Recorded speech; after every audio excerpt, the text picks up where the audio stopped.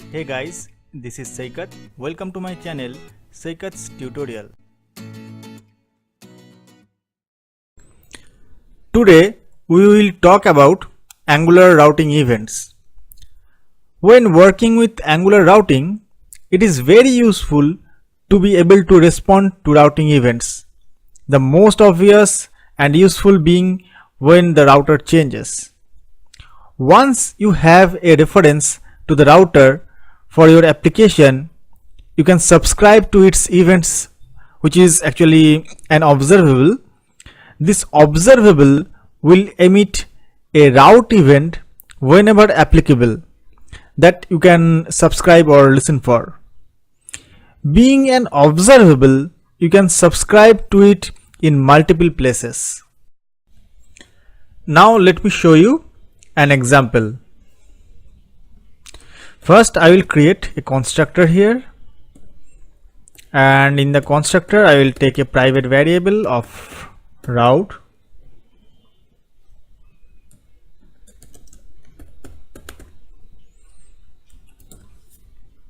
Let's add the library.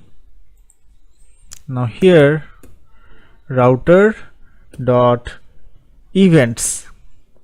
So that is the property that we need to subscribe to. Dot subscribe. Then in the result we will have the event. I will just console log.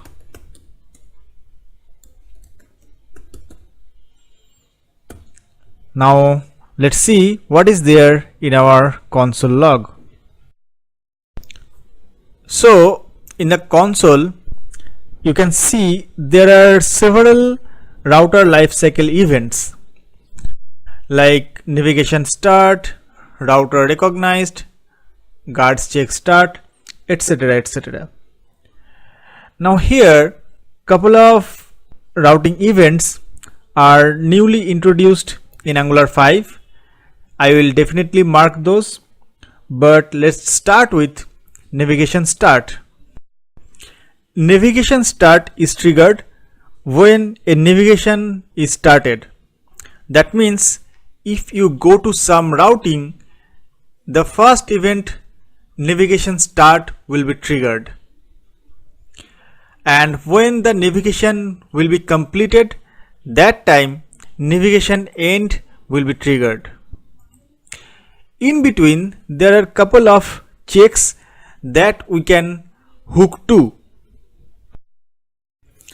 The sequence of these routing events are very similar to this sequence.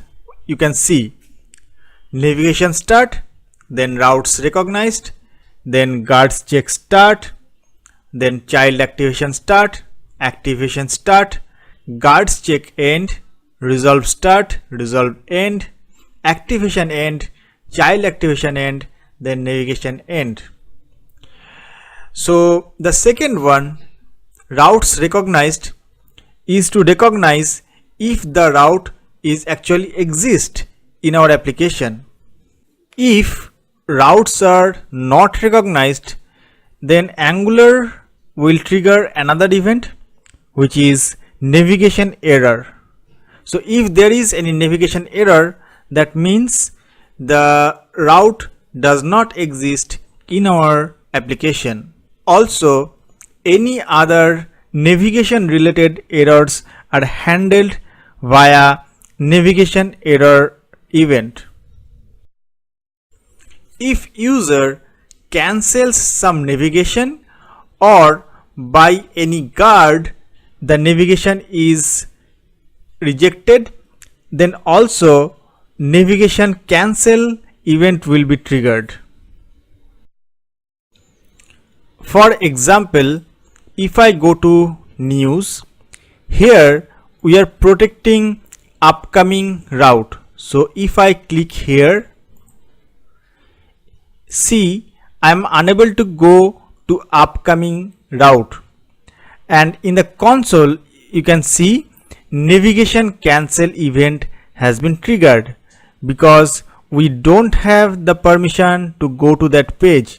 So navigation has been cancelled by Angular router. After navigation start and routes recognized event, we can see we have GuardsCheckStart. That means Angular will check if the router is protected by any guard or not. If it is protected, then it will evaluate the condition, and if it returns true, then it will allow the router to go to that page, otherwise it will cancel the navigation. So in our case, we have a GuardsCheckStart event which will trigger the can activate or can deactivate or can child activate function, and after evaluation of that function it will trigger GuardsCheckEnd. Now if I open GuardsCheckEnd event, then you can see it has a property should activate, and in our case the value is false. That means the guard has evaluated the function and it has returned false. That means it will not allow you to go to that page and it has prevented you, and after that it has triggered navigation cancel. After GuardsCheckStart, we can see there are two events, child activation start and activation start. Before we know these two events, we need to know about resolvers. Routing resolvers are such interfaces which we need to implement and use in our routing configurations. So here we don't have any resolver yet, but if this component has any dependency which has to be resolved before the instance is created for this component, then we have to use a resolve property for this route.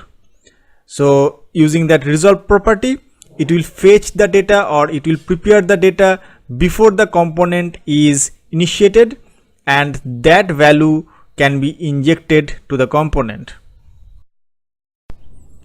Now child activation start and activation start represents the start of end of the resolve phase of routing.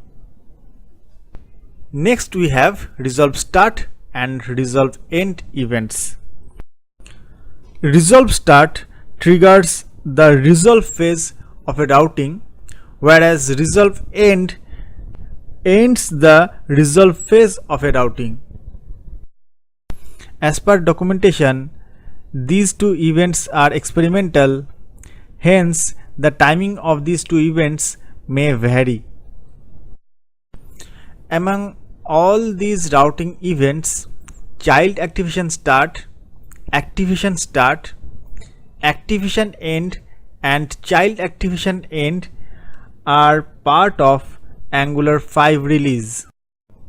Angular router is reactive. We can implement more logic using RxJS. For example, if we want to filter just navigation start and navigation end event, then we can filter out those events using RxJS filter function. Have a look here. So if I write filter event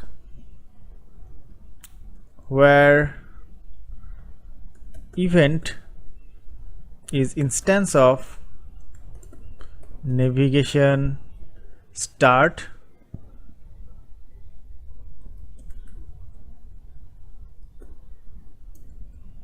or event is an instance of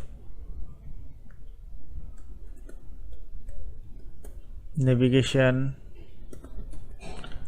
end. Now let's add RxJS filter and navigation start and navigation end. Save it and let's see what is there in browser console. Alright, now we can see just two events. One is navigation start, another one is navigation end. So that way we can filter a specific type of routing event. In real scenarios, what we can do, if we want to show some spinner or some loader,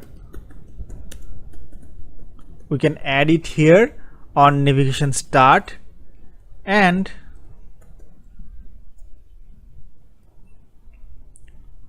on end of the navigation we simply can hide the loader. So there are tons of ideas that you can implement using this event routings. So yeah, that's it for today. If you got any question, you can ask in the comment section, and if you like the video, then don't forget to share or hit the like button. Thank you guys, thanks for watching.